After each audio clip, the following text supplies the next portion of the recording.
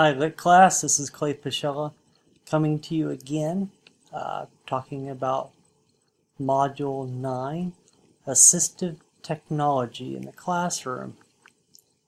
So, um, what exactly is the role of assistive technology in the classroom? Well, simply put, it's anything that is used to help a student learn. So it doesn't have to be, we think of that, it sounds maybe like a computer or something for somebody with, ALS or something like that. But it doesn't have to be. It doesn't have to be electronic or high tech. In fact, there's low tech, mid tech, and high tech forms of assistive technology. It could be something as simple as a fatter pencil that helps them grip, or a pencil grip that helps them write on the paper. So it's really any tool, I guess you could say, that assists the child and basically helps them to overcome that hurdle or whatever it is that is keeping them maybe from getting to that level that they need to be at. Okay? When I was going through and talking about all the different, when I was reading about all the different kinds of assistive technology, from the computers to really cool touch to type things and talk OCR and all the cool gadgets that are out there that do it, something that I never thought of and that really jumped out at me. This is going to sound crazy, but it was something as simple as a pencil grip. I would have never thought that was assistive technology. And so I'm still thinking about that right now. I'm thinking, wow, something as simple as that could, help a child out. Simple, something from the Dollar Tree. It's just amazing because it does, we think so much that it has to be some big, fancy, elaborate computer, and it's not always the case. It could be something as simple as a wobble cushion for a child that has trouble sitting still. So I really was surprised when I read that. I'm still thinking about that right now. I can't get it out of my head. It's just kind of funny what things jump out at you. Okay, after reading the article, the really well done thesis on assisted technology, the three areas I decided to look at were communication, the physical, and the positioning.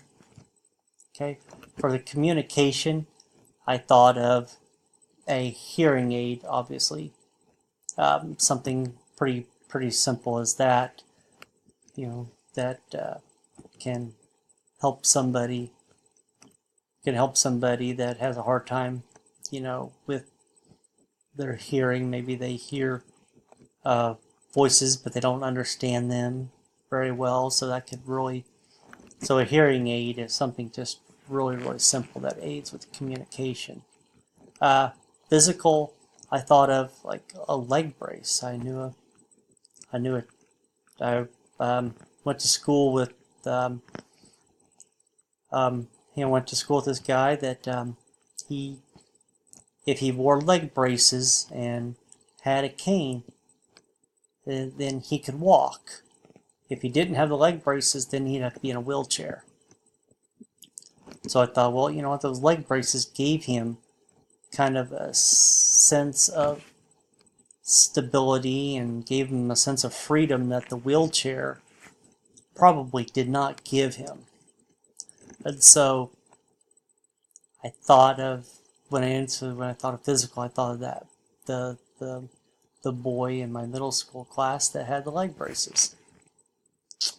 Okay, and then my final one was positioning, and I thought of a special chair to help somebody that maybe has some spinal deficiency or something he just doesn't have those muscles, lower back muscles or something that keeps him from holding himself up. And so he needs like a special chair, maybe with arms on there, where he can kind of steady himself with the arms of the chair. I've seen those, and ones that are like back, and they kind of curl around you to kind of keep you from, falling from side to side. And so that's what I thought of as far as positioning goes. So what new assistive technology did I discover? Well, after I Googled, I found a website that just listed a bunch of different really cool high-tech ones, and then I went to the actual website for one called JOUSE 3, and that's JOUSE and the number 3, SIP and PUF. So it'd be for people that had like muscular dystrophy, multiple sclerosis, or ALS. And it's really cool. It's really advanced. And I'll just I can't remember everything, so I'm going to read to you what the product description from the website says. But it's the JOUSE 3 is a sip and puff system that allows children to control a device using any part of the mouth, cheek, chin, or tongue. Now I've seen that. I've seen those where they can control different things, and they can type. And I actually I had a friend that just recently passed away with ALS, and he had, I don't know if it was a JOUSE 3, but he had a sip and puff system where he was typing on a computer that was attached to his wheelchair. It was really, really quite remarkable what they could do with it. And it was used. It was several years old. But this one will actually allow people, because it is so responsive, you can actually play computer games, online computer games with it. It says, due to its accuracy and quick response, home users can use it for drawing and computer games. Now that blew me away. That's somebody with no use of their limbs, is using their mouth, and this device that they're putting in their mouth, and they're able to draw things and play games. That is mind-blowing, just to say the least. So I was very much impressed by that. And like I said, you can just Google JOUSE 3 and go to the website for it, and that's what I did to get more information on it. And very, very impressive tool. That is my video reflection for today. Thank you, and have a fantastic day.